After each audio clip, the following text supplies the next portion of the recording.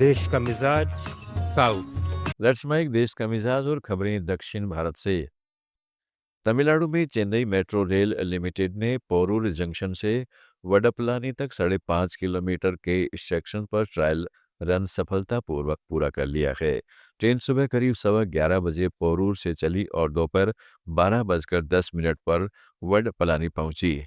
औसतन 15 किलोमीटर प्रति घंटे की रफ्तार से इस सेक्शन में अलवर थिर नगर से अलापक्कम तक करीब 4 किलोमीटर का खास डबल डेकर एलिवेटेड ट्रैक भी है, जो निर्माण के लिहाज से काफी चुनौतीपूर्ण रहा था। कुछ और परीक्षणों के बाद इसे फरवरी से पूरी तरह खोल दिया जाएगा। तब तब पुनमल्ली से वडपलानी का सफर मेट्रो से सहज आधे घंटे में हो सकेगा।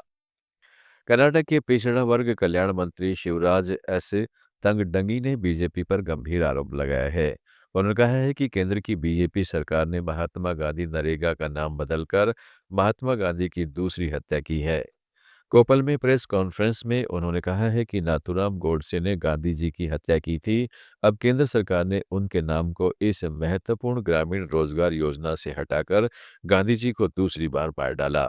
मंत्री ने आरोप लगाया कि बीजेपी सिर्फ मुंह से गांधी जी का नाम लेती है, लेकिन उसकी विरासत का सम्मान नहीं करती।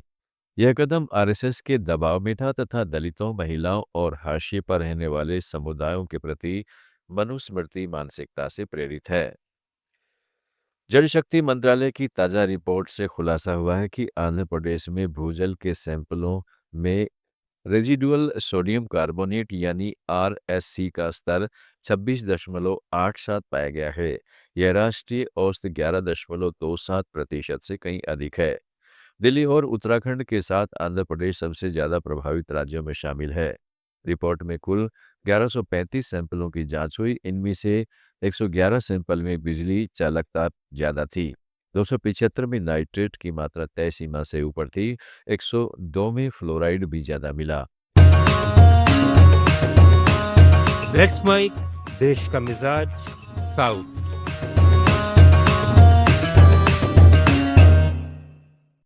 बापटला, गुंटूर, नेल्लोर, कुर्नूल और तिरुपति जैसे जिलों में यूरेनियम भी ज्यादा पाया गया है। रिपोर्ट सुझाव देती है कि उर्वरों का इस्तेमाल सही तरीके से करें, फ्लोराइड वाले इलाकों में पानी साफ करने की मशीनें लगाएं और यूरेनियम के लिए रिवर्स ऑस्मोसिस जैसी तकनीक अपनाएं।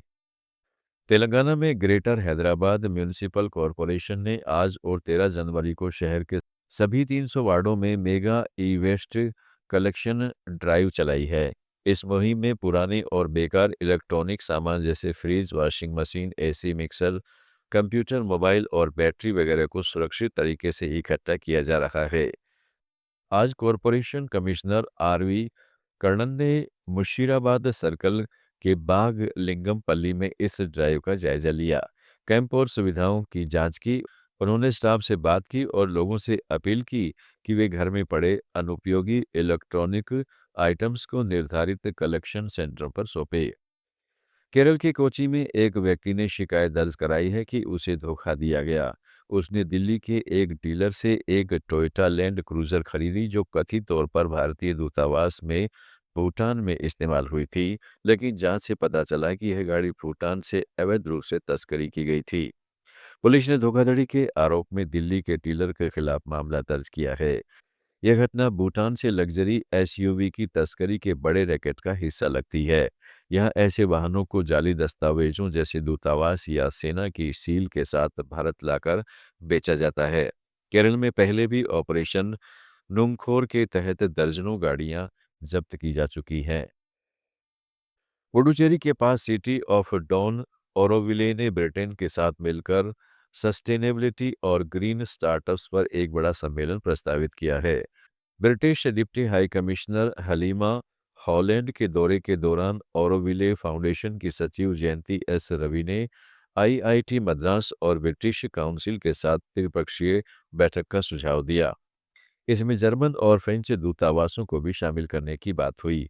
साथ ही ब्रिटिश युवाओं को ऑरोविले भेजने की पहल पर जोर दिया गया, ताकि वे भारत के एक अलग नजरिए को समझ सकें। देश का मिजाज में फिलहाल इतना ही। जुड़े रहिएगा लेट्स माइक के साथ। आप सुन रहे थे let's mike more than radio. Follow